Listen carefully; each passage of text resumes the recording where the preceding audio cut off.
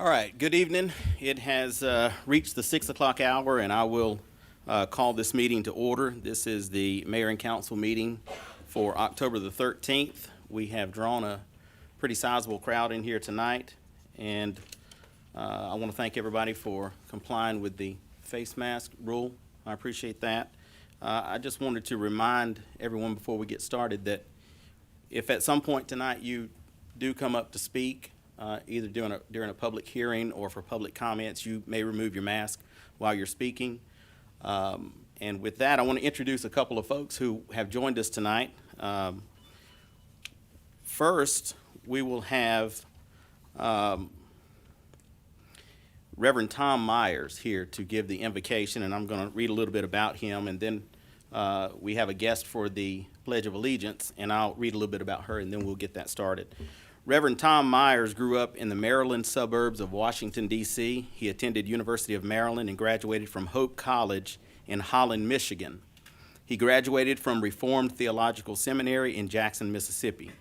Tom has served churches throughout the Southeast. He is currently the pastor of First Presbyterian Villa Rica. 2 years ago, Chapel Hill Presbyterian from Douglasville merged with First Presbyterian Villa Rica to form a new congregation. They are thankful for the enthusiasm and energy this merger has brought to the congregation. Tom and his wife Beth they're married and they have 4 daughters and 12 grandchildren with one more on the way. So thank you for being here tonight, sir. And then to lead us in the Pledge of Allegiance tonight, we have Dominique Conte. She is originally from St. Petersburg, Florida, but she has been a resident of Georgia since 2010. She's lived in Villa Rica since 2013 with her 2 sons, 120 and 114. They've been raised in this wonderful community, and they have supported businesses and activities here. She is a veteran of the United States Marine Corps, department chair and associate professor at Georgia Military College, political action chair for Carroll County NAACP, and a member of the Order of Eastern Stars, and a member of Oasis Family Life Church. So I want to welcome both of these folks tonight, and if you all would rise, I would ask Reverend Tom Myers to come forward to give the invocation, sir. And I do have to say, if 4 daughters, all these gray hairs are earned, okay? Just want to let you know that.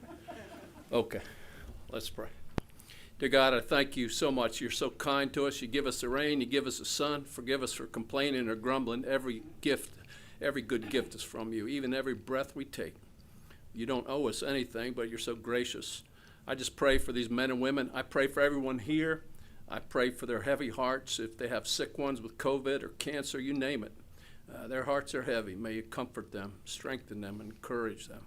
I thank you for these servants, as Christ was a servant. I pray for wisdom tonight. I pray that we will have deferring spirits. I pray that you would give us unity amidst our diversity. And I pray that above all things we will put on love. In Christ's name we pray. Amen. Amen. Thank you, sir. Ms. Conte, if you would come forward Take my mask off. and lead us in the Pledge of Allegiance. I pledge allegiance to the flag of the United States of America, for which it stands, one nation, under God, indivisible, with liberty and justice for all. All right, thank you. You all may be seated. Thank you, ma'am. Thank you, sir, for being here tonight. Okay.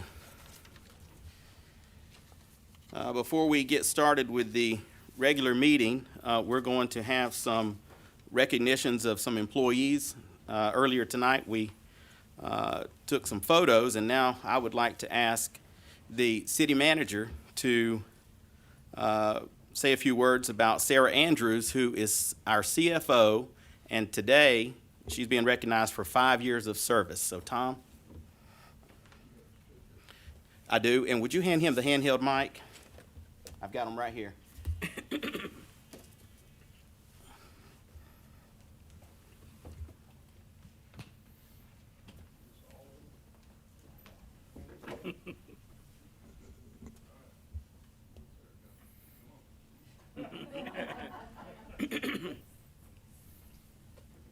So Sarah's actually off today, so she's here just to entertain us. Hold your mic up a little bit more. All right. So I got here 3 years and a little bit ago and had the pleasure of inheriting Sarah as the CFO. We have worked together pretty much every day for 3 years. And to say that I appreciate what she has brought to the organization is a tremendous understatement. As you can see by the fact that she's been here 5 years and I've been here 3, that means she was here during a manager transition. And in my view, she's the glue that held the place together during that transition. She is probably the only person that I've worked with that I regularly describe to people using the word wonderful. And I don't use that term lightly, but she is a wonderful person in addition to being a great CFO. So if you get a chance to speak with her, don't be surprised at how you come away from that interaction, because she makes everybody she comes in contact with feel special, which is a real gift. And in fact, I found that her kindness to people, especially to me, sometimes is so overwhelming that it's hard to accept. And I don't know that I've had that experience with people that I work with anywhere else. So 5 years, you made it. Survived Temple, right? So she was in Temple first, right before here. And we just appreciate you being with us. You make working here a lot of fun. Thanks.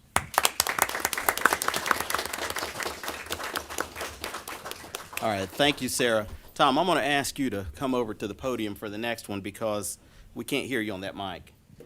The next one's going to be Janet Chumley. And guess what? We don't have one for Janet. We'll have to get you that, Janet. I'm sorry.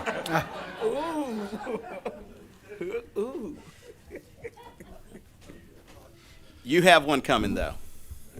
You have it coming.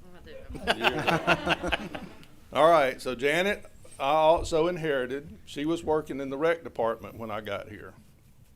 The first time that I have a memory of speaking with her, I guess was at a Rise and Shine or something at Uncourt, and we were talking about moving her from rec to Main Street, and I vividly remember saying to her, you know, if you come over here and you start running events, I want there to be fewer events and better events. And have we seen that? Great events in her time running the mill and taking care of businesses downtown. It's probably also not a coincidence that she and Sarah are walking buddies, right? They've both been here the same length of time and are both department heads. In fact, I think it's really unusual that we have multiple department heads all observing their anniversaries. I don't know what the deal is with hiring people in October around here, but it's worked out pretty good, looks like. So Janet, you of all people have probably had the most frequent, I say you and Sharon, who's in the crowd, have had the most frequent opportunities to appreciate what working with me is all about. To the point that I lost a handkerchief over it one time, if you can appreciate what that means. And I don't know where we're going to go with COVID and, you know, all the social distancing stuff and meeting, but I'm looking forward to turning you loose again to see what happens. And I just want everybody to understand that what we see happening at the mill and downtown is to a great degree the result of her hard work. So let's give her a round of applause. We'll get to it. All right, thank you, Janet. And I might be remiss, since Tom left it out, to say that you won Main Street of the Year for Georgia, or for the month of August for Georgia, which is takes some doing. You're not done. You need to get the chief. Yeah, he's next.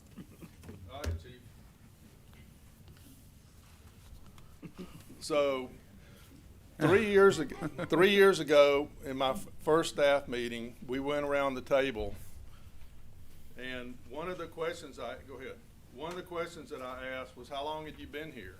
Right? I didn't know Villarica from Adam's house cat. And the chief said, I think at that time, you'd been here almost 13 years, right? And we ran around the table, and all the other department heads here put together had been here 14 years. So to say that chief is the senior department head here is no exaggeration. And in fact, he is the person that I look to be the example to all of our department heads about how to run a department and how to function as a department head. He has not only years of experience here, but has built a great organization. Do you appreciate that?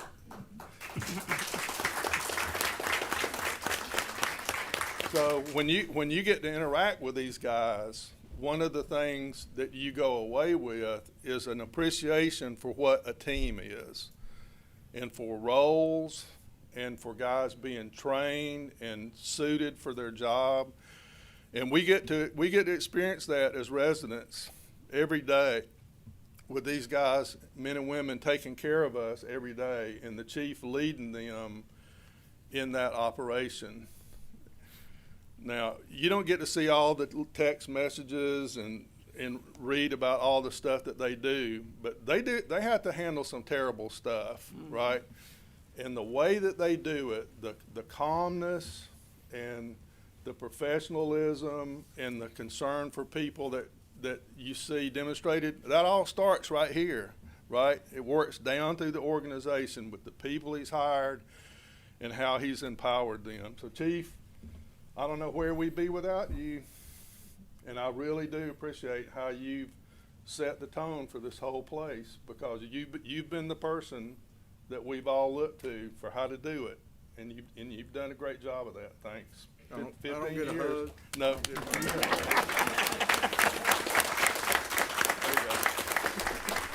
Can I say something? Absolutely. I know the other two didn't speak, and I appreciate what you guys do and working with y'all, and it's made my job so much easier and so much better. But, thank you. 15 years is a long time, and I can honestly say it's flown by. It's been amazing. Two of the council people that are here today hired me along with Mr. Mecklin, and it was an honor to come here. We've come a long way, I believe. In those 15 years, we've worked hard, as Tom said, and we've made sure that we're professional. We've made sure that we've done the right thing, and we've set good examples. And that's what is important to me. And I'm honored, and I appreciate y'all letting me be here for 15 years. And I want to recognize my family, my wife. We've been married 25 years next March, and nothing but support. Just never questioned me being a cop, and I appreciate that. And my kids, my wife and my kids, Gabby and Nicholas in the back, and then my father-in-law here.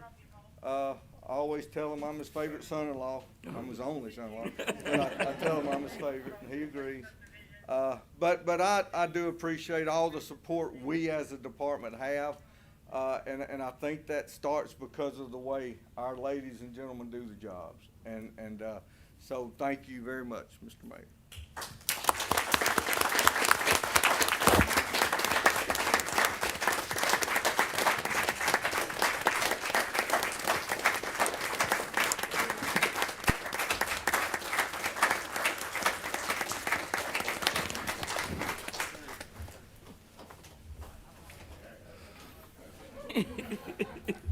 See, he was going to get them hugs somewhere. We really appreciate all you do, Chief. You are an example to what this city should be doing every day, and I think the public widely supports you as well, and to all of your officers too, gentlemen, the work that you do. Okay, I'm going to ask Pete to come forward and recognize Jimmy Rowe. Now, I don't know if they said, but the first two ladies were celebrating the 5 years, and the chief 15, and Jimmy Rowe also 15. Come on up here.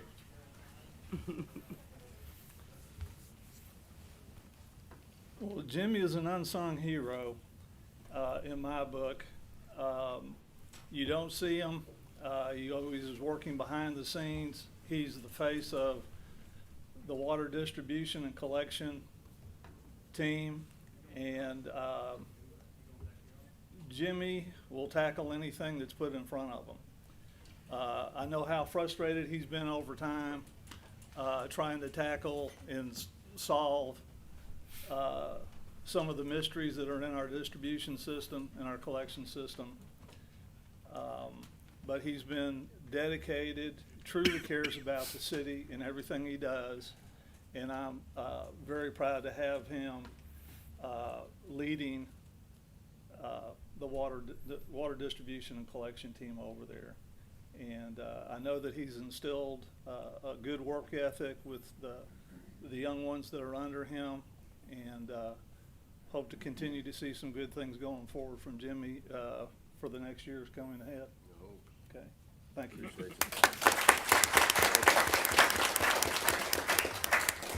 All right, thank you, Pete, and thank you, Jimmy. And I'll say just a word about Jimmy because this is an opportune moment. He didn't create it, but Mirror Lake suffered a water line break yesterday, late yesterday evening, and Jimmy and his crew are the ones who've been out there working on that all through the night. And I try not to point out too many negative things if I can, but this is a testament to what Jimmy has to put up with. They spend 4 hours trying to locate how to isolate the break so that they can make the repair, and then 1 hour to make the repair. So that's a lot of work goes into doing that, Jimmy, and we do appreciate it. And I know we don't get enough opportunity to say that, but I want you to know that. Okay, so these are good things. These are good recognitions tonight. We will now move on to the adoption of the agenda, and I do not have any amendments. Does anyone have any amendments? If there are no amendments, I would entertain a motion to adopt the agenda. Move to adopt the agenda as written. I have a motion to adopt the agenda and a second. All in favor? Okay, the agenda has been adopted. As those of you at home and in the room have noticed, we are 2 council members short tonight. Councilwoman McPherson and Councilman Michael Young are both absent with notice tonight. And I suspect that one or both of them are tuning in as we're doing this tonight. We will now move on to public comments, and I have a list that only has one name on it. So, Ms. Mims, if you would come up. I'm going to ask you to please keep your comments on a professional level. This is not directed to you, it's for anybody tonight. We'll not accept comments that are considered by the chair to be of a personal attack on any individual or group of individuals. If you deviate from this protocol, you'll receive a warning. If you deviate a second time, you'll be asked to leave the premises. Only one person speaking at a time, and please no comments from the audience. Ma'am, I'll give you 3 minutes if you will state your name and address for the record. Nancy Mims, 17 Hickory Trail, Billerica. I'm here tonight on behalf of the Lions Club to let everyone know that although we have always had a Taste of Billerica, support with restaurants and what we do is supporting the community, we are going to have a virtual Taste of Billerica. And we have several restaurants that have already signed up. We have some who could not because of the time frame that we're going to be having it, which will be from October 31st to November 7th. Tickets will be purchased through PayPal. There will be posters posted in many of the establishments. And we would like to thank those who could not participate for the week for whatever reason they happen to have the time frame. We want to especially thank Evans Barbecue and a few others for their large donations to support us. You will be able to see it on our website. You will be able to see more information on the posters that will be put in the windows. And we will be selling tickets at Thrill at the Mill and in our tent on October 31st. The tickets will be able to be used from the 31st that night through November 7th. If you buy $10 worth, you will have $5 worth. And so we're adding all of that to it. And so we just wanted you to know that we don't want to have the Taste of Billerica go away. We want to support our businesses, keep our restaurants and drive-throughs busy in the time that we have right now. And we want you to know that all of the money that we get goes back to the community to support both our evening and our noontime Lions Clubs. We support all of the community that we can, charities, hospitals, schools. So please help us with our virtual Taste of Billerica. Thank you. Thank you, ma'am. Okay, I don't have anybody else on the list, but is there anyone here who would like to speak in public comments? Come forward. Since you're here. It's the first time I've seen you in a long time. That's why I need to do it. All right, state your name and address for the record, and then we'll give you 3 minutes, sir. All right, my name is Quasi Hudson. I live at 945 South National Circle, Villarica, Georgia. The reason why I want to speak today because I haven't been out because of COVID, and I'd like to thank the council, Mayor Gill, Monahan, Ms. Marchman, Mr. Carter, 2 absent, and Chief. I know he's not here, and his police staff because the NAACP was able to put on a whole lot of rallies in Villarica this spring. I think we put on about, what, 3, 4, and just from the NAACP, myself, Community Harambe, and all the other community organizations that help with that. Just want to say thank you to you all for allowing us to use your facilities. Thank you so much, since I'm here. Thank you, Quasi. Yes, sir. All right, would anybody else like to speak? Okay, seeing no more takers, I'll close the public comments portion of the meeting. And then we will move on to council updates. Council members, does anyone have any topics they'd like to speak on? Okay, there are no council updates. I will close that portion of the meeting. And I don't think I have anything, so let's move on to the consent agenda. Let me read the items that the council agreed by unanimous vote last Thursday at the work session to place on the consent agenda to be adopted tonight, and then I'll entertain a motion to adopt that. Number 1, Dallas Road abandonment and sale. Number 2, temporary road closure request for Walton Communities. Number 3, change in payroll provider. Number 4, 2021 benefit premiums. Number 5, health benefit changes, which is a third-party agreement. Number 6, change in pharmacy assistance program. Number 7, adjust amount approved for Capture Point. This is the recreation software. Number 8, earthwork for distribution collection equipment storage building. Number 9, compactable soil for distribution / collection equipment storage building. Number 10, items for auction, that's by the police department. And number 11, the 2020 budget amendments. Do I have a motion to adopt the consent agenda? Motion to adopt. Second. I have a motion to adopt the consent agenda and a second. All in favor? It's unanimous. Okay, now we will move on to tab B, governing body. Council members, you have had an opportunity to review the meeting minutes of September the 8th, 2020, and the special called meeting of September 29th, 2020. Are there any changes? If there are no changes, I would entertain a motion to adopt the meeting minutes of September the 8th, 2020, and the special called meeting of September 29th, 2020. So moved. I have a motion and a second to adopt the meeting minutes of September the 8th, 2020, and the special called meeting of September 29th, 2020. All in favor? That's unanimous. We're moving right along. Jim, you might want to reconsider on that. Okay, tab C. This is community development, okay. All right, these are all, let's see, 1, 2, 3, 4, 5. 5 of these are going to be public hearings for zoning appeals. So let me lay out how we're gonna do this tonight. First thing I'm gonna do is for each of these items, we're gonna take them one at a time. I'm gonna ask staff to introduce them. That's gonna be Chris Montesinos, who is the Deputy Director of Community Development. And I will ask Chris, and as part of his introduction, to tell us the recommendation by P&Z. All of these items have already been through P&Z, and they all have a recommendation from P&Z. After that, I will call up the appellant if they happen to be here, and I'll allow them 10 minutes to speak. And after that, I will allow 5 minutes for public comment for the public hearing. and then we will revert back to staff and council. So, Mr. Montesinos, come forward for the first item, sir. Thank you very much, and good evening, Mayor, City Council. The first item on the appeals agenda would be for 0 Harrell Road, parcel ID number V04-0120048. This property has been zoned through the text amendment adoption of the ordinance and the subsequent adoption of the zoning map from O&I, which is office institutional, to R1 single-family residential suburban.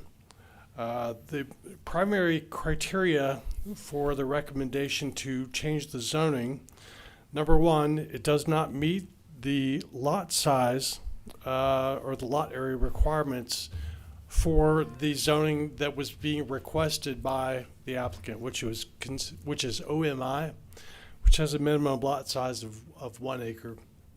This property is significantly smaller than that. That's the primary reason. The Planning and Zoning Commission also recommended denial, and staff has also recommended denial of the application to amend the zoning from R1 to OMI. Okay, thank you, sir. Is the applicant, the appellant in the room? Okay, if they are not in the room, I will now move for the public hearing. Are there any members of the public that would like to speak for or against this appeal? Seeing none, I will close that portion, and this will revert back to staff and council. Come back up, Chris, and let me clarify something real quick. I made a mistake, or I may have written it wrong or I said it wrong, but for the public comments portion, that will be 3 minutes. If I accidentally said another number, I apologize. I would have honored it up until I corrected it. Okay, it's back to staff. And council, do you have any questions for, and let me just say that council has already had this information. They've had this packet for several weeks now. It was available as part of the work session last Thursday. It would not be surprising if there were not a lot of discussion, but this is where the final decision will be made, so I do want to open it up. If any council members have any question for staff. I do have one question. And this was mentioned in the staff report. However, it was not the primary reason that you cited for the staff recommendation. But it was mentioned in the staff report about spot zoning. And so I'm looking at page 15 of the packet materials here, and it says UDC zoning map, and it shows the subject parcel in blue with a star, and next to it is another O&I zone property. And so, and when you compare that to the 2020 zoning map, the parcel basically to its south, I guess, no, not south, that's more like east, is now zoned R1. So if my memory serves, and please correct me if I'm wrong, that parcel that's neighboring, was that not a council-initiated downzoning that took it from O&I to R1? That's my recollection. I can't remember though for sure. If I'm understanding the question, the property to the south and the one to the north of this one were both O&I under the old zoning ordinance. Okay. All three property owners were notified that their zoning was going through a substantial change. Right. And the property owners north and south did not file appeals or objections, which left the one in the middle to go through the process. Okay. So what happens is now that the one in the north, one in the south are all single-family residential homes. The one in the middle that's appealing is vacant property. If we allowed that property, which again does not meet the lot dimensions, if we allowed that one to remain OMI, then you would have a single lot that's zoned irregularly in sequence. So from a spot zoning standpoint, that's what we would end up with. Right, but I understand. I guess what my question is, I feel like as to the spot zoning issue, the city created the spot zoning. It's not like the applicant came in and said, well, I want to make this O&I when there are no neighboring properties. The applicant didn't ask for a spot zoning in this case. Well, it's really cause and effect because right now the property's zoned R1. And subsequently, through an action or decision by the council to allow the appeal to go through, would then be creating a spot zone Right. situation. But had the other two parcels appealed, and they would have been, then the spot zoning issue wouldn't be, Really would not be as substantial. There would be Right. other issues that we pointed out. The primary one would be that neither of the lots meet the minimum lot criteria for the zoning district. yeah. I guess that's my ultimate question. Had they appealed, then the spot zoning issue really wouldn't have existed Correct. as much, Yes. but since they did not. Now, I totally understand that it doesn't meet the lot dimensions, but that's just another issue for me, but thank you. Okay, anyone else? If not, I'll entertain a motion. Mr. Mayor, I make a motion to deny the zoning appeal for 0 Harold Road and maintain the current R1 zoning classification. All right, I have a motion to deny the zoning appeal for 0 Harold Road and maintain the current R1 zoning classification. Do I have a second?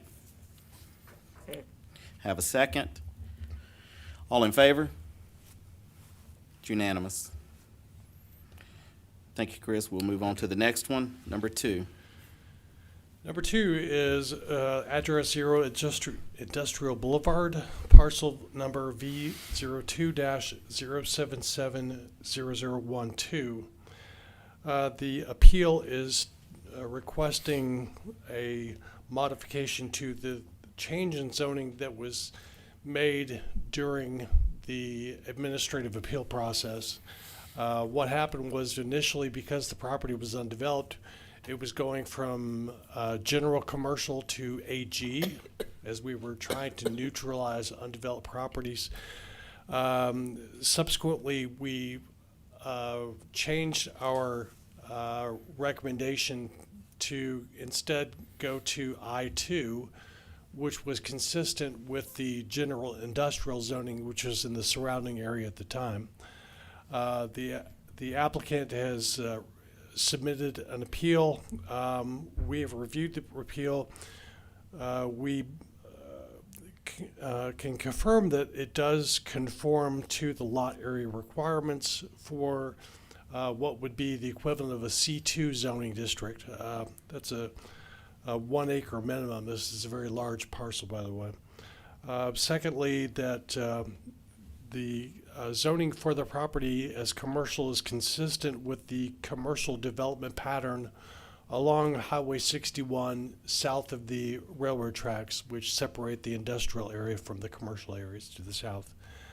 The Planning Commission has recommended the approval of this appeal, and staff is also recommending approval of this appeal. Okay, thank you, Chris. Is the applicant in the room? Would you like to be heard, sir? Okay, all right. Good, that saved me 10 minutes there. All right, so now I'll do the public hearing. Are there any members of the public who would like to speak for or against this appeal? Okay, seeing none, I'll close that. And Chris, come back up. Council, do you have any questions? If there are no questions, I would entertain a motion. I make a motion to approve the zoning appeal for 0 Industrial Boulevard and zone the parcel to C2, commercial medium density. All right, I have a motion to approve the zoning appeal for 0 Industrial Boulevard and zone the parcel to C2, commercial medium density. Do I have a second? Second. I have a second. All in favor? That is unanimous. All right, Chris, let's move on to number 3. Number 3 is 0 Sugar Hill, parcel ID number V03-009-0001.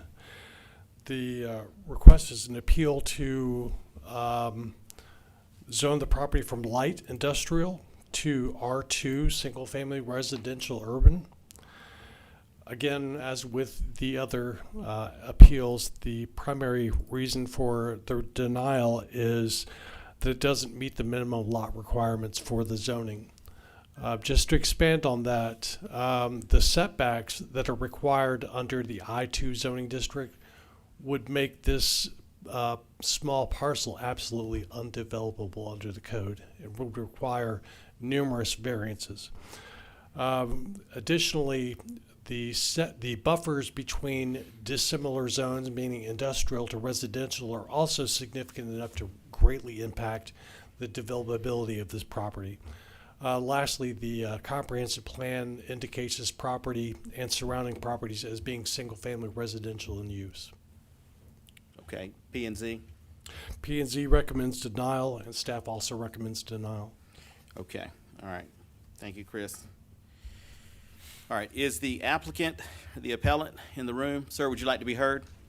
All right, come forward. I'm going to give you 10 minutes.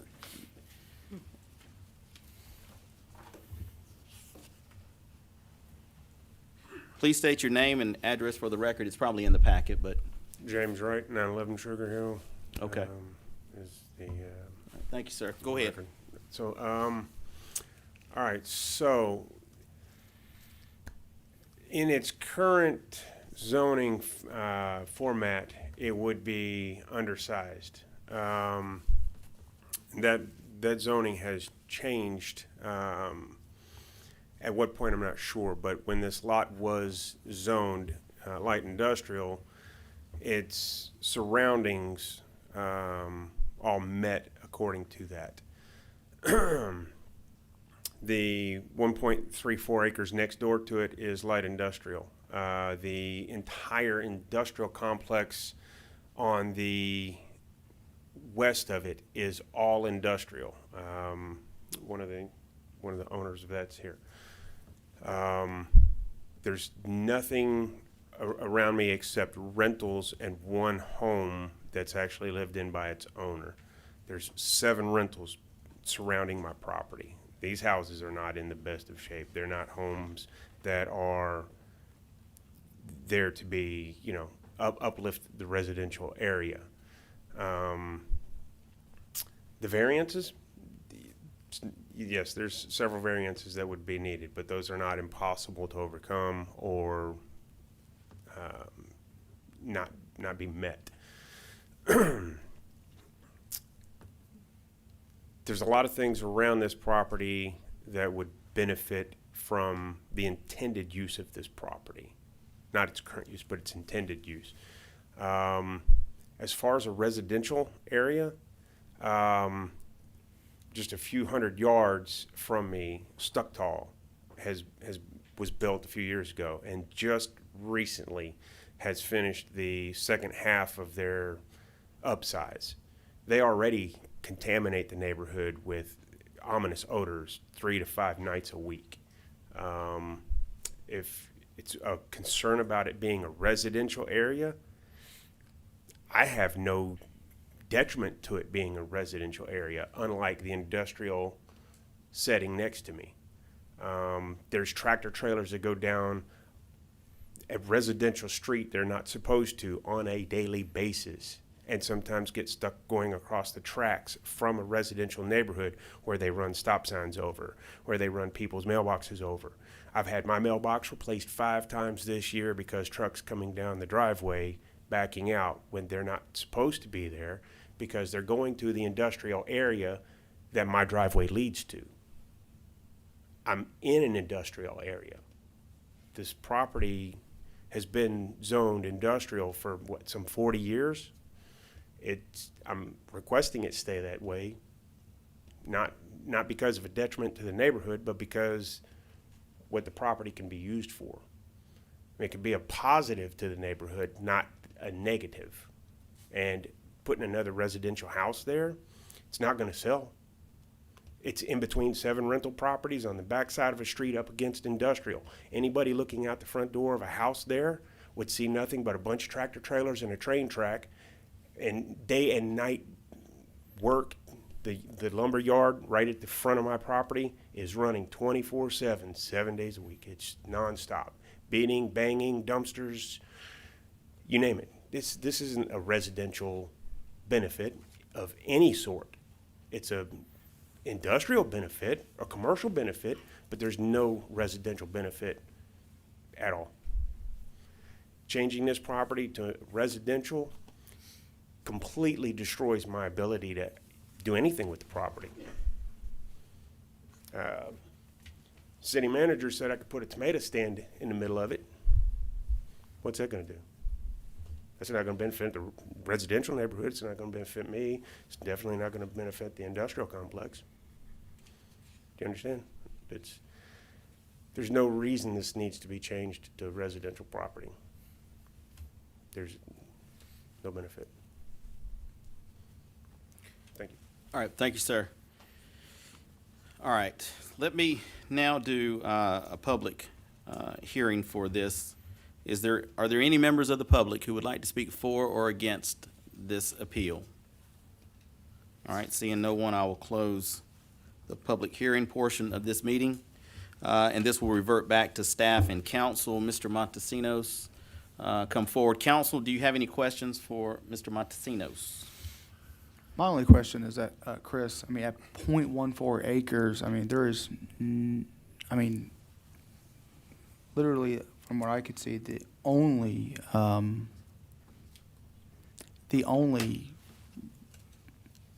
zoning district would fit this property would be residential. Is that correct? That's correct, yes. Okay. No. All right, thank you. Okay, are there any council members who have additional questions for Chris? Chris, the subject property is .14 acres, is that correct? As according to the tax digest, that is correct. What Mr. Wright is referring to is a conflict with him and an adjacent property owner as far as where that property line actually lies. Okay, But but yeah. I'm not entertaining that here today. All right, council, do you have any other questions? If not, I'll entertain a motion. Oh, I'm sorry. Let me pull it up. I'll make the motion to deny the zoning appeal for 0 Sugar Hill Street and maintain the current R2 zoning classification. All right, I have a motion to deny the zoning appeal for 0 Sugar Hill Street and maintain the current R2 zoning classification. Do I have a second? Second. I have a motion and a second. All in favor? That's unanimous. All right, let's move on to number 4, please. Number 4 is 1309 West Beckhead Highway. The appeal is the property was zoned general commercial. We have rezoned it to AG, which is single family residential agricultural, which is a minimum of 1 acre lots on septic, which is consistent with the current use of the property, which is single family residential. Like the other properties that have been through the appeal process, this does not meet the minimum lot area requirements under C2, which would be the GC equivalent, which is 2.5 acres. The Planning Commission recommended denial of the appeal, and staff recommends denial of the appeal as well. All right, thank you, Chris. Is the applicant or the appellant in the room? Okay, they are not, so I will close that portion. Now let's do a public hearing. Are there any members of the public here tonight who would like to speak for or against this appeal? Seeing none, I will close the public hearing. Revert back to staff and council. Council, do you have any questions? If there are no questions, I will entertain a motion. I make a motion to deny the zoning appeal for 1309 West Bankhead Highway and maintain the current AG zoning classification. All right, I have a motion to deny the zoning appeal for 1309 West Bankhead Highway and maintain the current AG zoning classification. Mr. Carter made a second. All in favor? That's unanimous. All right, let's move on to number 5. Number 5 is 1401 West Bankhead Highway. It's adjacent to the property that we just discussed. Again, this is one that was zoned general commercial, being used for a residential use, also on septic systems. The request was to go from GC to AG. AG is really more consistent with the current use of the property. The minimum area requirements for C2 are 2.5 acres, and this property would not comply with the zoning that they've requested. The Planning Commission has recommended denial of this appeal, and staff is also recommending denial of the appeal. Okay. Let's do the, is the applicant or the appellant here tonight? All right. They're not here. Let's move to the public hearing. Are there any members of the public here who would like to speak for or against this appeal? All right, seeing none, I will close the public hearing, revert back to staff and council. Council, do you have any questions for staff?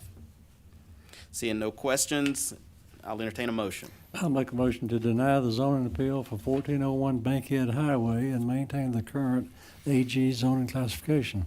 All right, I have a motion to deny the zoning appeal for 1401 West Bankhead Highway and maintain the current AG zoning classification. Do I have a second? Second. I have a motion and a second. All in favor? All right, that is unanimous. All right, Chris, let's move on to number 6, establishment of the Villa Rica Downtown Entertainment District. This item was discussed at the Thursday work session. Please give a brief introduction, and I'll turn it back over to council. Certainly. This project was one we actually started back in February when we met with a number of interested business owners in the downtown area. We were talking to them about opportunities that the city could help to enhance the business environment in our downtown district. Subsequently, COVID-19 came along, and this item was actually shelved for about 6 months. We brought it back up very fortuitously because what it is requesting, I think, really in this climate of social distancing, really accomplishes quite a number of things that we're trying to achieve with this ordinance. What it does, in short, is it establishes on the north side of the downtown district, which is the north side of the railroad tracks, specifically along Temple Street and portions of the main street along that side, would be designated as what we be considered as like an open container district, which allows the businesses in that area to expand their service space to include areas in the public right-of-way on the sidewalks leading up to the Mill Amphitheater. The Mill Amphitheater, however, is an expansion of the entertainment district by approval of the city council only. In other words, if the city council was going to allow a special event that they would like to have run over into the entertainment district so that the adjacent businesses could interact with that event, that would allow that to occur. Again, I think this policy reinforces the current need for social distancing and allowing the businesses to expand beyond their current confines and the limitations on the occupancy that are caused through the COVID recommendations. Okay, I appreciate that, Chris. And as I said, we did discuss this last week at the Thursday work session. Council, do you have any questions? If there are no questions, I'll entertain a motion. Ma'am? This has nothing to do with the alcohol part of it. It does. All right, I'll entertain a motion. Just checking. Am I gonna get a motion? Yeah, I'll make a motion. I'll make a motion Say to. what? All right, come on. Go I'll ahead, make a Danny. motion to approve the establishment of a downtown entertainment district with boundaries and regulations as articulated in Article 3 of the Villa Rica Alcohol Ordinance. All right, I have a motion to approve the establishment of a downtown entertainment district with boundaries and regulations as articulated in Article 3 of the Villa Rica Alcohol Ordinance. Second. And I have a second. All in favor? All opposed? All right. You got that, Madam Clerk? To do with you. All right. Thank you, ma'am. That motion will carry. Chris, let's move on to the presentation of the LCI proposal, evaluations, and recommendation for the selection of a consultant for the Villa Rica Livable Centers Initiative study. This was also discussed last Thursday, and today you're here with a recommendation, correct? Correct, yes. Go ahead. This is the conclusion of the Community Development Roadshow, I will say. On a high note, the LCI program, Livable Centers Initiative, is a program offered through the Atlanta Regional Commission. It starts with a planning study similar to ones we've done for the downtown district specifically, but expands it beyond to areas in the neighborhoods surrounding downtown all the way out to Fullerville. The benefit of this program above and beyond what we've done in the past is that it actually comes with an opportunity to receive an 80% funding grant through the through federal transportation dollars administered by the Atlanta Regional Commission. So it actually has some teeth in it to actually get some things implemented. It's going to incorporate the plans that we've done in the past with the Renaissance Plan and the comprehensive plan and other strategic plans that have made recommendations but have not come with any funding sources. We put an RFP out about 6 weeks ago, and we're very pleased that we received 9 proposals from some very high-ranking and large firms here in Atlanta and throughout the Southeast region. We put together a scoring sheet, and the committee members, myself, our city manager Tom Barber, and our director of community development and public works, Bobby Elliott, met to score the proposals based on the criteria that were set aside in the RFP. Based on that, we took the top 3 proposals and scheduled interviews with those. Had one on Wednesday of last week. We met with the city council at the work session on Thursday, and the following day on Friday we had 2 additional interviews. So at that time we were not able to present a proposal a recommendation at that time.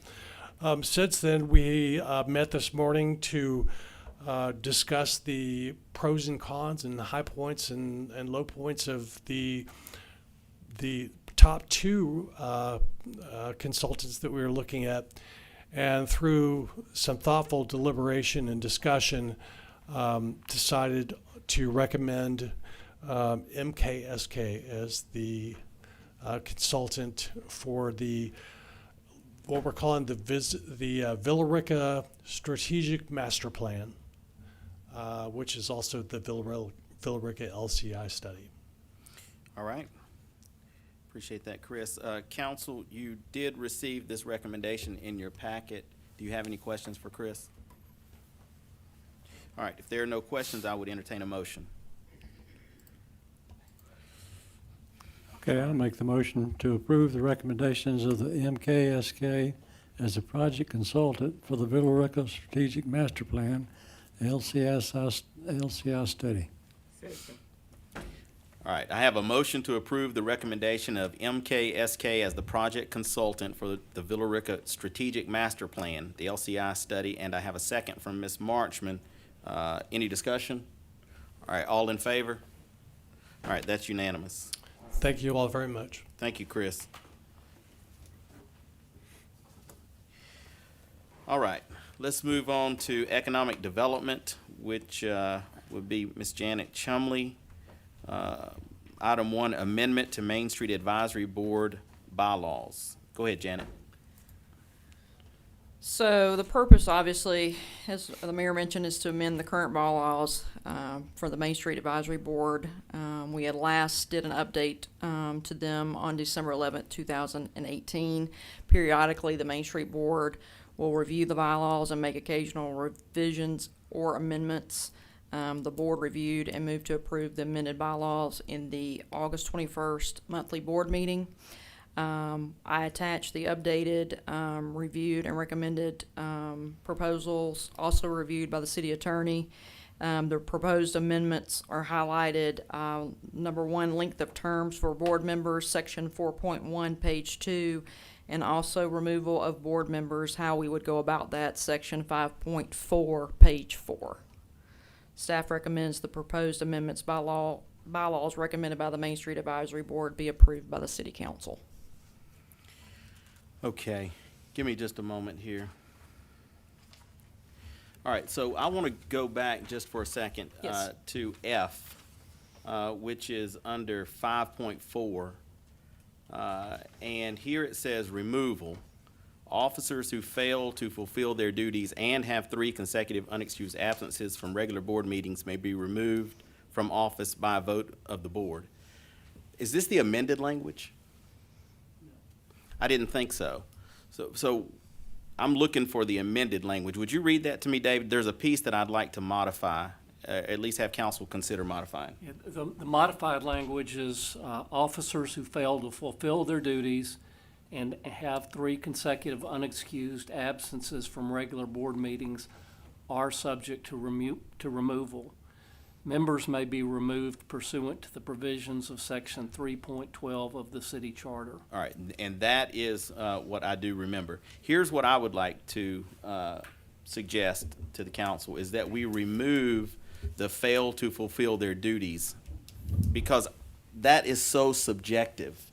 And it seems to me that that would just get into, it would interfere with the ability to do this. It still leaves it to the council, and I'm okay with that. But the idea that you would have to fail to fulfill your duties and have 3 consecutive unexcused absences seems like, it just seems like that would be impossible to ever get to. But I'll turn it over to council to discuss. I don't remember this coming up on Thursday. It did. I don't remember this language being inserted either. Yeah, I don't remember this piece. I think we sent David back to work on it for us, and that's how. You asked me to insert some different language because it was a really complicated process Should we in not the have original language. Shouldn't we have received this to look at? Do I I did have send it. do I have the Alyssa. updated in my packet? Because that's not what I'm looking at. Let's see. I sent it No, to the- Lisa Thursday with the revised It language. is here. It's the 3rd attachment, Danny. It's the third It's the attachment, 3rd one. right. Okay. Can And I- and that's, yes, sir, go May ahead. I just, so here's my issue. I just picked up on this, and I apologize, because I know you did send it earlier, Janet. But section 5.4F is, well, the whole section 5, concerns officers, and particularly the duties of officers in section 5.4.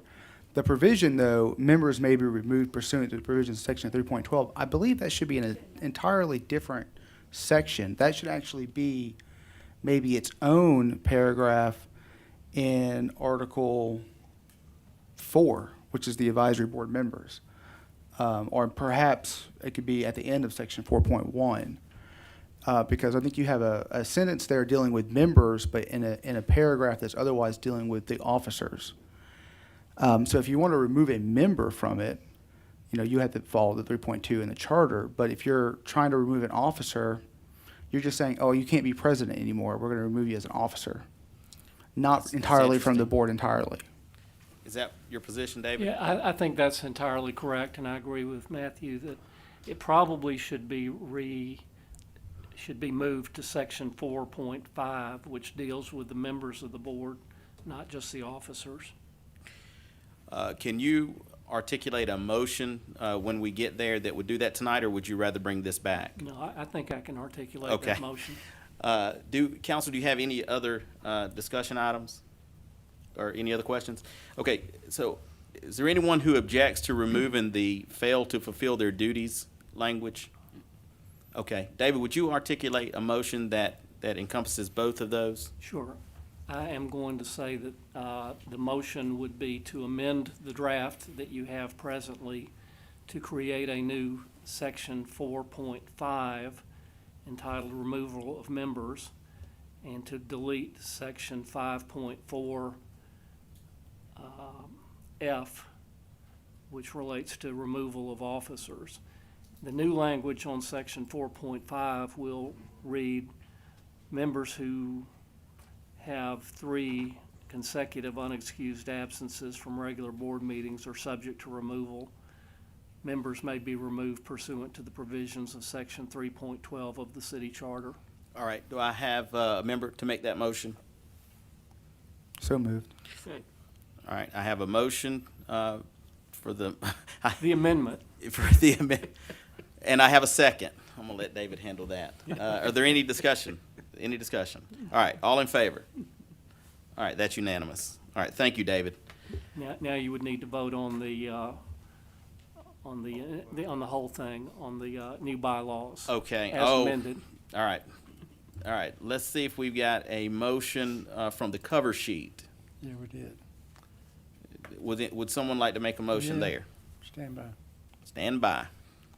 Okay, I make a motion, we approve the proposed amended and re-amended bylaws by the Main Street Advisory Board.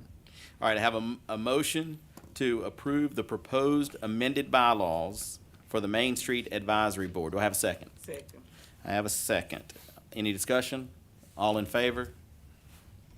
And just to be clear, this is the one that David presented. It's unanimous. Yeah.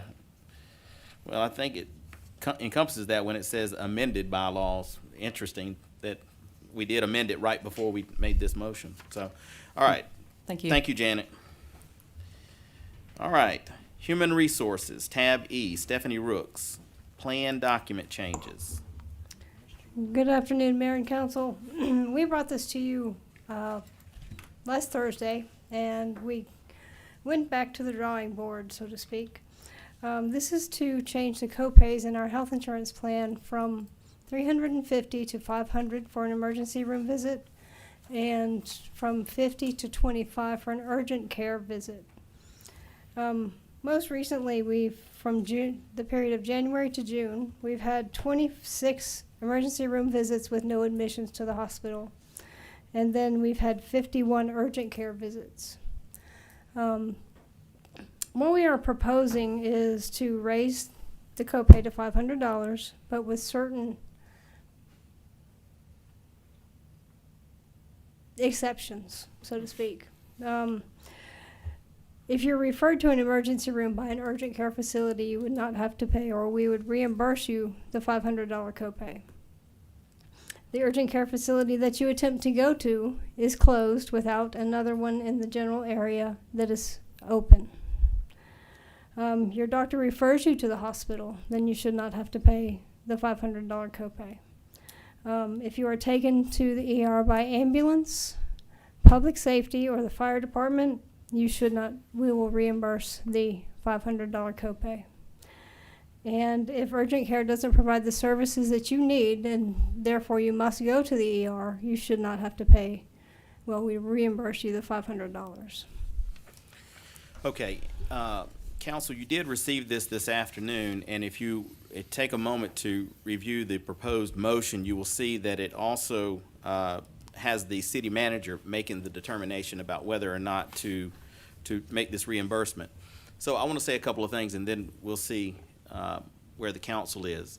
My initial thought was that we would have these exceptions because I do think that there are times when that may be the only choice you had or the most prudent choice given all the circumstances, and I did not want to see our employees have to come out of pocket $500 when they really didn't have another choice.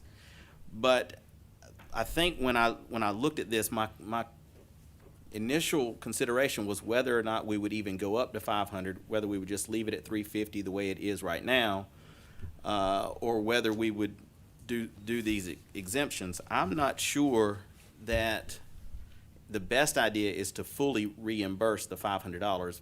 I was thinking more that under these exceptions we would reimburse $150 because the $350 was already part of the plan.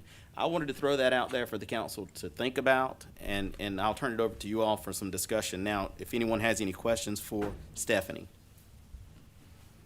All right, if there are no questions, does anyone want to have some discussion on that? Well, currently, the ER is $350, and there are no exceptions for reimbursement. That's correct. So your proposal, Mayor, would be to raise it to $500 for the copay, and then have up to $150 of that be reimbursed. Under those exceptions. Okay. But I would be open to the way they've written it as well. I just wanted you all to be aware that of where my position was when I discussed this last Thursday. It wasn't that I thought we should get completely rid of the copay for non-admission for emergency room visits, which is what this does essentially. But of course, you know, you can't really. I've had someone suggest to me earlier today that you could get real creative and make one of these exceptions fit your plan if you wanted to. Maybe you can, maybe you can't. I don't look at things like that. Tom, I see that you want to speak. Oh, just getting ready in case there's a question? Okay, but I would have it either way. Yes, ma'am. So you were saying, she's saying that if you have to do all this, then you get reimbursed your $500. Yes, ma'am. So now you're saying just reimburse them $150 because the current copay is $350. And so if we go up to $500 and then you were to have to go to the emergency room and you could meet one of these exceptions, you would essentially have the opportunity to get $150 reimbursed as opposed to paying the full $500, which is what the increase is this year. Or that's the proposed increase. It just doesn't seem to me that all of these exceptions should apply to an emergency room visit, which we want to discourage, but we don't want to stop people from using. But sometimes we go to the emergency room for a sniffle, and we shouldn't do that. And if you don't have any copay to pay because you went for a sniffle and the urgent care was closed, or your doctor said take your kid over to the emergency room, because doctors do that, especially if it's after hours. What do you think the doctor's going to say? Take them to the emergency room. So it just seems to me it is possible to get to a place where you got people going to the emergency room with absolutely no copay. The whole idea behind doing this was to discourage the use of the emergency room unless it was an absolute emergency. I'm in total agreement with that the reimbursement should be $150 because we should still maintain our $350 if you go to the emergency room, so. Okay. So they'll keep the $350 and you get back $150. That's what you say. Yes, ma'am. We shouldn't do away with it totally. All right. Tom, do you want to add anything? Okay. I'm sorry, Matt. Mayor. Just, I thought I was following you. I thought I knew where you were going, and then Danny asked that question, and now I'm kind of confused. So your proposal would be to go ahead and raise it to 500, right? That's correct. And then the difference being that if you meet one of the exceptions, you get up to 150 return. Yes, sir. Okay.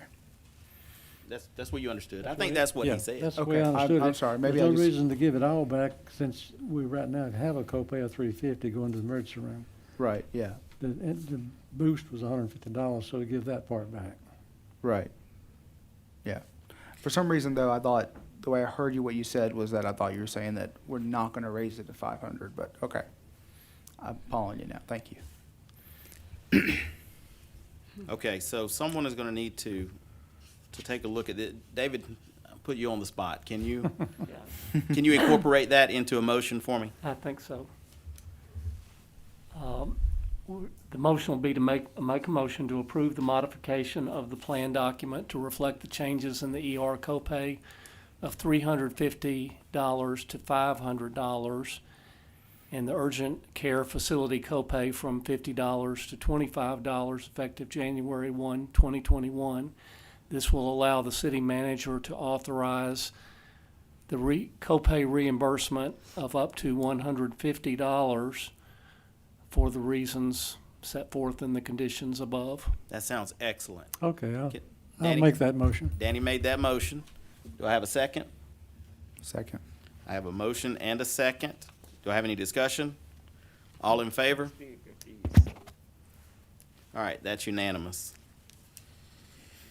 All right. Thank you. Where are we at? Thank you, Stephanie. The most exciting part of the night, financial updates, when we learn how good we're doing. Sarah Andrews, CFO. Thank you. Go ahead, ma'am. All right. This is our financial update from August of 2020. So even though now we're in a new fiscal year, this is August of the previous, not previous year, but previous fiscal year. So cash in August of last year compared to August of this year. Uh-oh, we lost your mic. We lost you. Better? Okay. Cash, we're comparing August 31st of last year to August 31st of this year, has grown from 14 million to 18 million. General fund, water, sewer fund, and sanitation fund, those are our three major funds there. You can see general fund and water and sewer fund have grown. Sanitation at this point last year was $71,000 in the hole, and now we have $8,000 positive cash. So just a reminder, when you see a negative, that doesn't mean we have a negative bank account at the bank. We have a pooled cash operating fund that we write all the checks out of, or the majority of the checks. And then we have three separate SPLOST bank accounts you see there. We're trying to spend down that old SPLOST, and the 15 and 16 SPLOST, they are still sitting. We still have quite a bit of money in there because we were waiting for the big paving project that should be underway soon. So that'll be spent in the next couple months. All right, this is our growth slide showing our residential permits for new construction. This is fiscal year to date. Through August of 2019, we had 249, and through August of 2020, we had 272. You can see water and sewer taps kind of keep in line with that as well. This is our water and sewer net income statement. Again, this is year to date through August of each of the 2 years that I'm showing you here. If you look at that total revenue line, you can see that that's after 3 rate increases. Our revenue went from 8.1 million to 8.6 million. You know, we did the rate increases to prepare ourselves for the increase in bond payment, which you can see down, it's probably the 5th line in the expense section. You can see how much that's grown in the change in the fiscal year. But we're also preparing ourselves to be able to pay cash for capital projects that our city manager keeps telling us about. So you can see our net income has grown from this point last year, from 469,000 to 783,000.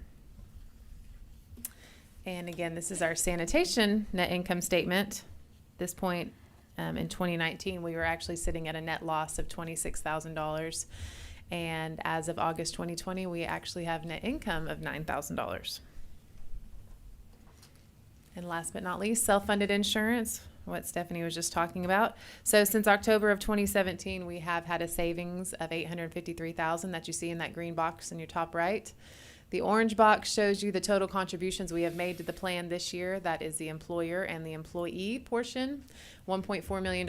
And in the blue box shows you how much we've actually paid out, because under self-funded insurance, we only pay actual expenses. So that's doctors, prescriptions, and some third-party administrative fees. So of that $853,000, $255,000 in the red is how much we've saved in this fiscal year. Any questions?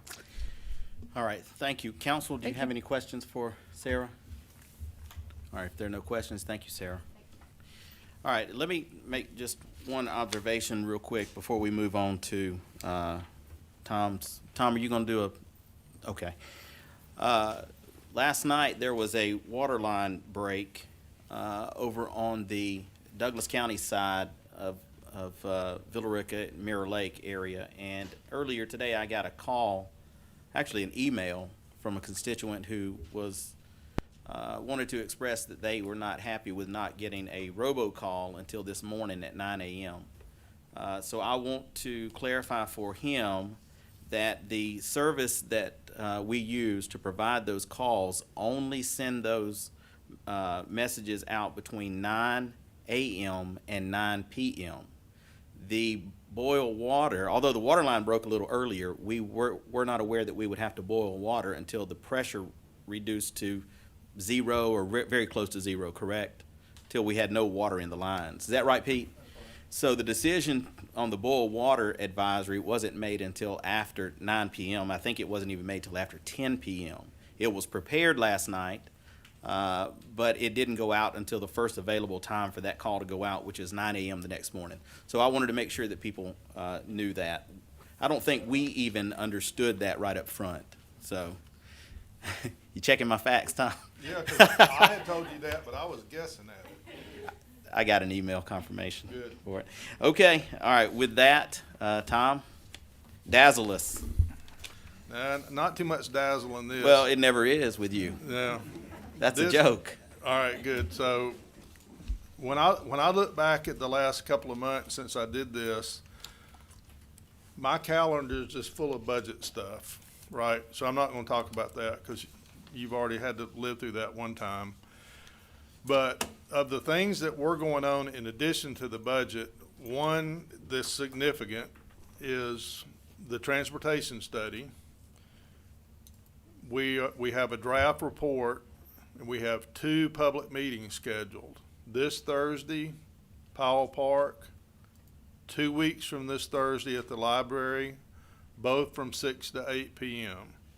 We're going to focus the first one, the Powell Park one, more on the west side of town, traffic issues, and the library one more on the east side, and in particular, Punkintown Road. So if you can come to both, they'll have a little different flavor, but if you're interested in one over the other, that's how you would decide if you could go to either. What's the dates again? The 15th and the 29th, 6 to 8 p.m. So Powell Park on the 15th, library on the 29th. I think that we mentioned to you last time that we were getting ready to start the replacement project for the water culverts out in our industrial park. That job is complete. If you've driven out there, which you probably haven't, the roads are cut and packed with gravel where we cut the road, but those roads that were impacted are part of the paving project. So they will be repaved. And Bobby, if I understand, paving started today? In Liberty Point. So the big paving project has begun, but you need to be aware that we're only going to work until the weather doesn't let us, right? So there's a good chance this is going to be a split year project, and we'll pave until whenever, and then we'll come back in, late February, early March or something and pick it up again. So we're not likely to do all 37 roads before we stop this year. Sarah tells me that the budget has not only been approved, but has been loaded into to Cassell and distributed to the department heads. And as you can imagine, they are busy spending that money. We have, for 3 years now, I guess, developed what we call the winter project list. This really came more out of the time when we had inmates, but is still relevant. We cut grass, say, from March until October, and then we have a leaf pickup season that pretty much is over in December. And so we have a group of guys then that really don't have, a normal activity. And so what we try to do in the winter, in those months, especially January and February, is to paint and clean and patch and repair and replace and do whatever we can do in-house. As we have gone through 3 years of that, the outstanding list has doubled and doubled because it's the same guys and we're looking for what needs to be done, and so we're seeing more and more things that need to be done. So when we came to you with the budget this year, I think we had like $800,000 worth of projects that we'd identified that we needed to work on, and I think we funded maybe half of it. So one of the things that's about to happen is we're going to try to prioritize which gets in this year and which has to wait. But you should see another large chunk of these projects get worked on in the next 4 months through the end of February, 5 months. In addition to that, one of the things that we're going to start working on, partly in-house and partly with contractors, butterballs, right? We put money in there to work on that exterior, so you should be seeing some progress on butterballs as well. Another project that we're working on that is going to be really difficult to complete, but that has some time urgency, is the redevelopment plan that goes along with the tax allocation district for Mirror Lake Connector. So we're working with Dan McRae. Chris and Ron and I are working on that together.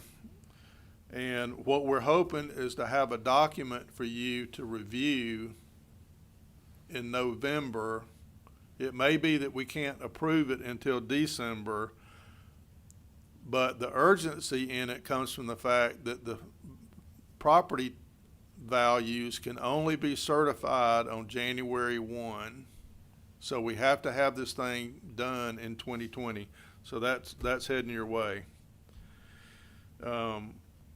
I wanted to talk to you for a second about what you did tonight on the co-pays in the context of sort of where we are with our health insurance. So we're 3 years into this thing, and in the previous years, our focus has, from 1 year to the next, has been more on how do we save more money, which is really for us, how do we spend less money in the plan? And we've done some really good things. You know, we've done copay reductions. We've funded Fitbits. I mean, you know, we've done some good things, and this year we budgeted the end of year incentive out of the fund. All good things, right? But this year, going into 21, our focus has changed, and the focus this time was how do we make the plan work better for the employee? And specifically, the issue that we tried to address is balance billing and collections. So, unlike a normal major carrier insurance plan, what we do when our employees go to the hospital is that bill goes to our third-party administrator, and then it goes to somebody that's doing reference-based pricing for us, which is an attempt to tie the amount that we pay for the procedure to some percentage of Medicare. So typically, the hospitals will bill us 600 or 800 or 1,000% of Medicare for a procedure, and then we'll try to negotiate that down. In the interim, between the time that it's billed and the time that it's settled, the employee tends to be adversely impacted, and that's what we're trying to address. So when we brought you the changes in providers for next year, that's the number one thing that we were after. So I'm not expecting to see a big change in the performance of the economics of the plan this next year, but I'm hoping that the employees are going to enjoy the experience more, because that's been the main sticking point in what we've done from my perspective. The other thing that I want to continue to remind you is Wendell has told us that plans like ours tend to run in 5-year cycles. And every 5 years, you would have one great year, one terrible year, and 3 sort of normal years. And we're going into year 4, and we have not had a bad year. So take that for what it's worth. You got to meet Tracy at the last meeting. She started work on September 23rd and is already coming to us with ideas. Have you seen the 100-mile challenge posters? Ms. Marchman brought it up to me earlier. Would you tell us about it? Tracy, can you tell us about the 100-mile challenge? Yeah, I've been asking. I didn't know. I was like, oh, duh. Glad you asked. I need to be the first one to sign up for it. What we're doing is it's a 100-mile challenge, and you can obtain those 100 miles in any form of activity. You can run, jog, stand in your living room and punch at your significant other or whatever works up a sweat. That activity equates to miles, and there's a conversion chart in the packet. And at the beginning of February, the contest will be over, and we'll be awarding prizes for age groups. For winners, the first person to achieve that goal in each age group. It's just a way to get the community involved and get them walking. And I know that we've got good weather now. Hopefully that'll continue for a little longer than we normally have at this time of year. But it's to get families out and about using our streets and in our parks. So we're just trying to get the community moving. Where can you find out more on that? Is it on our website? It's on our website. We have packets at the PD, Main Street, Gold Mine Museum. We have it all over town. So you can get up a packet anywhere. Okay. Do you have any down at City Hall? I believe we do have. think so. They've been distributed at all the major city buildings. Excellent. Okay. So, All right. yeah. Very good. Sounds good. Thank you. All right, in August, shortly after we met last time, we had leadership luncheon. That was presented by the CEO from PrintPack, Jimmy Love. We have another one coming up. Janet? Yes, leadership luncheon. Tomorrow, right? Michelle Morgan from Carroll County is going to be presenting in a hybrid environment for the first time. So she's going to be in person, and we're doing Zoom, right, Jim? Right? So first time we've tried that. Attendance is going to be light, as you can imagine. So I encourage all of you to come. There'll be plenty of room. Join us to support that event. Ghost Train is in operation. How many of you been? Anybody been yet? All right, you should sign up, because the later you wait, the more difficulty you're going to have getting a ticket. Attendance has been really strong, and we're getting great social media reviews. So the operation is, I think, a little bit more professionally done this year, and we've gotten comments that support that. We had our fall employee luncheon recently at Gold Dust Park. Several of you were there. Moe's Southwest Grill provided the food. I think everybody had a good time. We just enjoy getting away from work for a minute, but I think more than that, I think folks that don't get to see each other just enjoy a chance to sit and talk. So we appreciate you letting us do that. Fall cleanup is coming up next week. Lots of junk on our way, right? So October 19th to 23rd, you can put all kind of stuff out on the curb that we wouldn't normally pick up. And Wednesday is the day that we will go on your property. You have to sign a release, but we will go on your property and pick up things like from your front porch, right? So if you've got, maybe an appliance that you want to move, if you get it out to your front porch, we'll pick it up and take it out to the truck. How do you sign up for that, Tom? I don't know if are we calling? Yeah, calling customer service. So you call customer service if you're going to need to take If you advantage need of that. a special pickup. All right, very good. Yep, no fees, right. We are working on a number of projects now in water and sewer. One is we're trying to complete our Water First designation. It gives us a 1% break on the interest rate, and if we are successful, the current rate for a 30-year loan is less than 1%, and a 20-year loan is 13 basis points. That is almost free money. So we have got to get this designation so that when we start these big projects and have to borrow money, if we can borrow money for 13 basis points for 20 years, that's better than anything I have shown you in any of the projections that we've done. So that's on our radar and something we're working on. We're still working on the water treatment plant, the water source project. The Edge Road water line extension has been underway out near Mr. Carter's house. The Highway 78 water line extension will be next. And for that project, we are working on easement acquisition. And we have 5 property owners that we need easements from. We have acquired 4 of them. We have 1 holdout that we're working on, so we're getting close on that one. And then another project that we're working on that we haven't talked about is we have a residential development planned for Connors Road at Nally. So this is across the street from Liberty Point subdivision.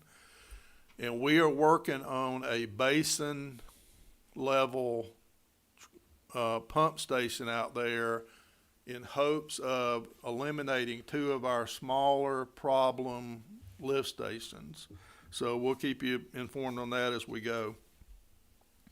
I mentioned this last Thursday, I think, but Carroll County Schools has informed us that as soon as basketball season is over this year, they are planning to demolish the gym at Villa Rica Elementary.